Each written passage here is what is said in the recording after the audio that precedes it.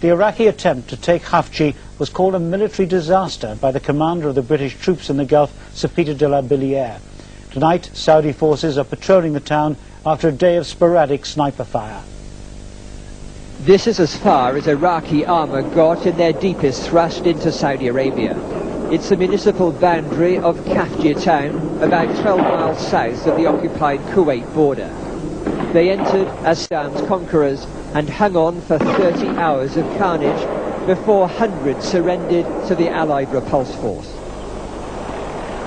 For political reasons, the counter-attack was by Arab coalition troops, principally Saudi and Qatari. Ahead of these Allied forces lay a column of Iraqi T-55s, elderly but potent tanks with armoured carriers in support and about 700 infantry.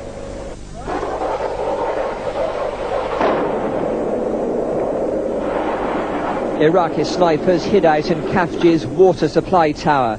They've remained active today, 24 hours after the main force collapsed.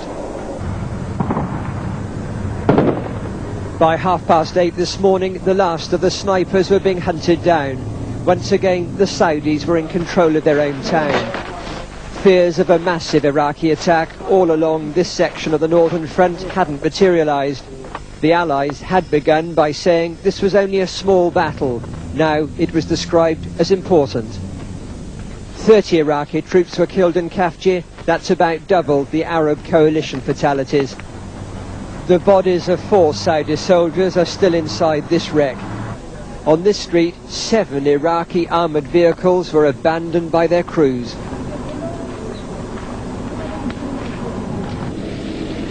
These are the latest pictures from the road to Khafji, Allied reinforcements rolling north.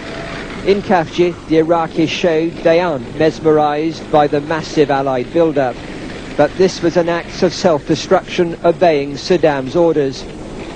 Politically, it will gain him further respect among much Arab public opinion. Militarily, it reveals the Iraqis have a potentially fatal lack of intelligence about Allied deployments.